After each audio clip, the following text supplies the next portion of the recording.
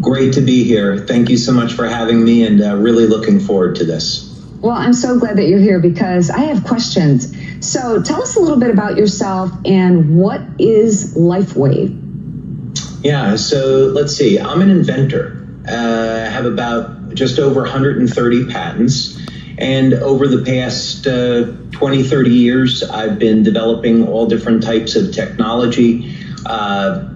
Back in the 90s, I was developing survival equipment for the U.S. Navy through government contractors, power generation equipment, emergency oxygen supplies, things like that. And I was invited to be part of a design team for one of the Navy's next generation mini subs. And the LifeWave technology came out of that program. So over the past 20 years, we've done over 80 clinical studies on this technology. And basically what we're showing is that with very, very low levels of light, we can influence the body and improve its health. And as it turns out, that's exactly the way that we were created.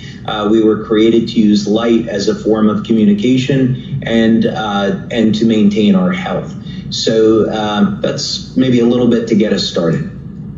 Okay, so I have to ask you, what is that Iron Man? There are little figures behind you. Are those Iron Man? That is Iron Man. Iron Man, of course, is an inventor. And since I've been an Iron Man fan, since I was about 7 or 8 years old, and of course, he's been so popular with the movies, thankfully, I collect all sorts of Iron Man things. So I use Iron Man to inspire me to invent new things to help people.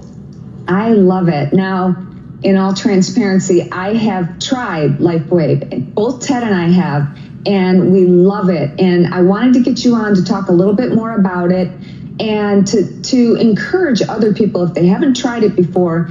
For me, what has happened is I noticed that those days that I used to feel a little lethargic and 3 o'clock in the afternoon, I didn't have as much energy.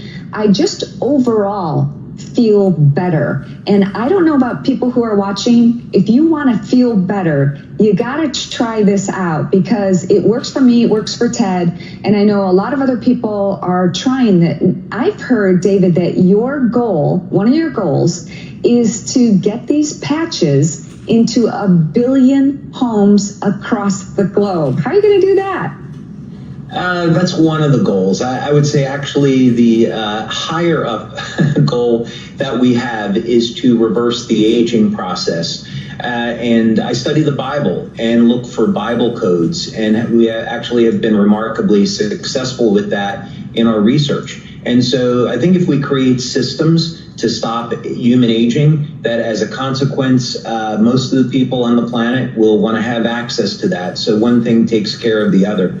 But it's extraordinarily exciting because when we look back in the Old Testament and we see people living to hundreds of years old, I take the Bible as the inspired word of God. So that means every word is pure and is the word of God. And so what that means is there's a lot of things that we can learn by studying the Bible. Well, as it turns out, there is a mathematical code that is present in the book of Genesis and in the New Testament in the book of John. And I found these same codes in living systems like lobsters and ants. And that these codes essentially convert over into wavelengths of light that are responsible for regenerating the cell and improving overall energy and health and resetting the genetic code. So it turns out that the Bible is factually true. Wow. So we have something in common with lobsters? Yes, in a way. So lobsters, not only do they not age, but they actually get stronger as they age. And this, in the term of biophysics, we would look at it from the point of view of what is happening structurally within the lobster. In biochemistry, what we'd say is that the lobsters overproduce something called telomerase. And telomerase allows the cells to continue to divide without aging. But there's actually something more fundamental that is occurring underneath that. And I found that in structures within the lobster. So basically, these structures emit wavelengths of light that protect the cells from degenerating. This does not normally happen in human beings, although I suspect thousands of years ago that it did. For a variety of reasons. But the good news is that we can use technology to recreate this. So our fundamental area of research is looking at how we create technology for duplicating this process. But it basically comes back to the fundamental use of light to trigger beneficial health effects. I love that. Now, unfortunately, some people got some bad information, made some choices they probably are regretting, and that's getting the bioweapon jab. Right. I've heard that you have had a small group of people who got the vax, and you're doing a study. Tell us about that. Yeah, so those studies were actually completed. So we worked with Dr. Brian Daly, who's a medical doctor and also a forensic medical scientist, and has been an expert witness in more than 250 cases up in New York. And so we worked at a hospital to do this study. The first study was with 15 people, and the second study was with 60 people. So the first study was a pilot, which was exploratory, and we wanted to do that had been vaccinated.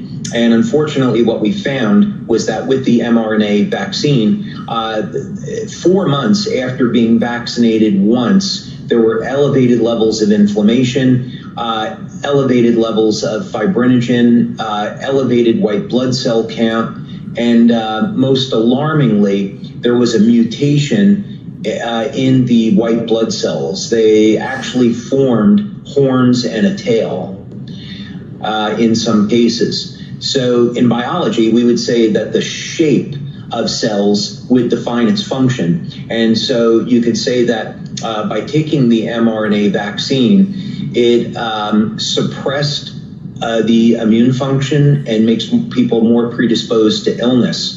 But when we did the follow-up study, and this was in 100% of the people vaccinated, so it clearly hit statistical significance. But when we looked at the larger population where people had been vaccinated multiple periods of time, that the situation actually became more worse. So with these people getting vaccinated 3, 4, 5 times, it did detrimental and potentially irreversible harmful effects to their bodies.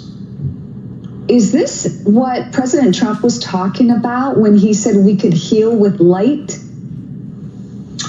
I'm not sure what he referred to. It could have been any number of different things he was talking about. I know that he was referencing chlorine dioxide at one point and got laughed at. But the fact of the matter is Homeland Security uses chlorine dioxide to kill anthrax and a variety of other things. But of course, the media wanted to maintain the narrative that the only way out of the pandemic was with vaccination. And we just know this is factually untrue. Well, David, thank you so much for joining me. I really appreciate you taking time out of your busy